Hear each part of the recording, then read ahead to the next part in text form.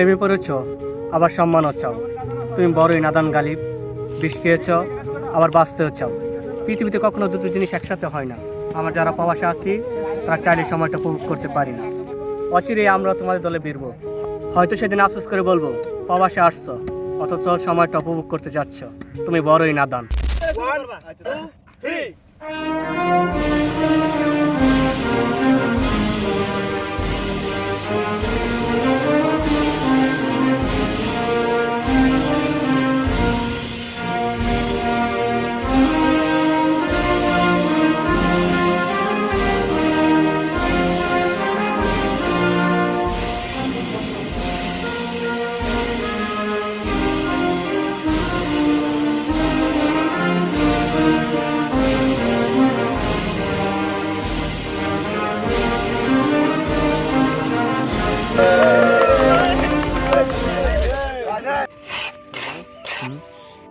আমার কাছে আছে ছাগল।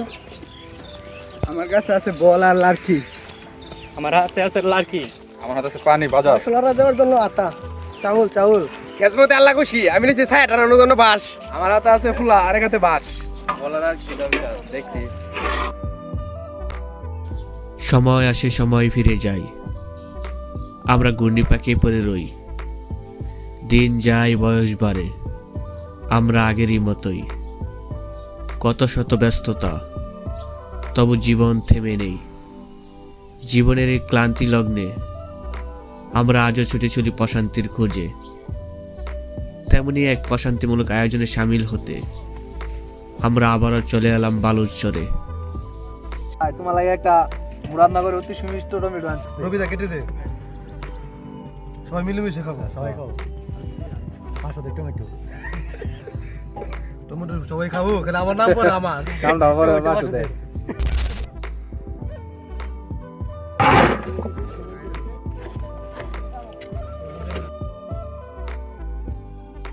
এটা সেই জুলাই গণ অভ্যুত্থানের পতাকা।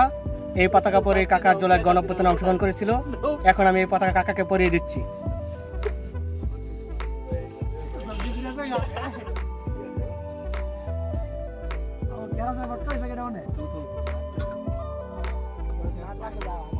অসংখ্য ধন্যবাদ বাজিজাকে সেই জুলাই গণঅভ্যুত্থানে সেই ঐতিহাসিক পতাকাটা পরিয়ে দেওয়ার জন্য।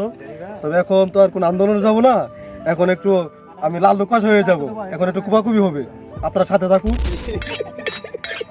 এখন আমার সেই কুবাকুবি শুরু হয়ে গেছে, আপনারা দেখতে থাকুন।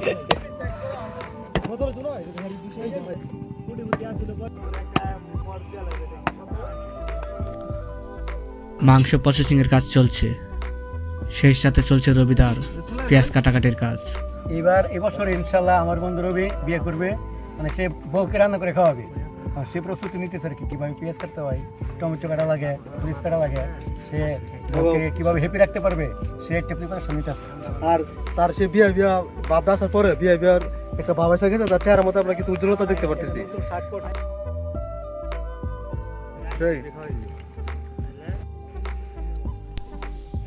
এবার রান্নার পালা। প্রথমে রয়েছে ডাউলের পর্ব।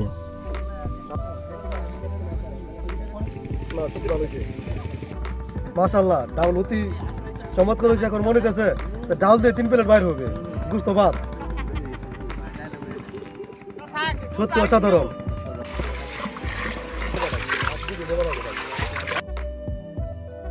ডাউল রান্নার পর আবার ভাতের পর্ব শুরু।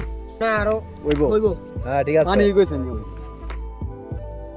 লাকড়ি সংকট করেছে, তাই এখন আমরা লাকড়ি ঢুকাইতে এসেছি।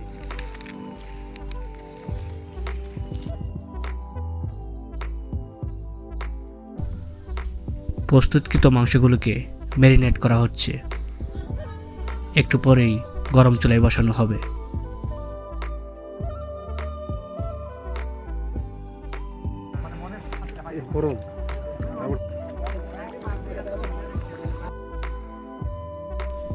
রান্নার পর্ব শেষ, এবার খাবার পালা। সালাদ প্রস্তুত শেষে সবাই ব্যস্ত খাবার পরিবেশনে। বিসমিল্লাহির রহমানির রহিম বলে শুরু করব। এটা কোনো দরবার আয়োজন না, এটা আমাদের একটা ট্যুরের আয়োজন। আমাদের বাতিজা জহির সৌদি আরবের উদ্দেশ্যে রওনা দিবে, এর আগে তাকে বলা হয়েছিল। আমার বাতিজাকে অসংখ্য ধন্যবাদ তাড়াতাড়ি করে এত সুন্দর একটা আয়োজন করার জন্য। বাতিজাকে সত্যি খুব মিস করবো।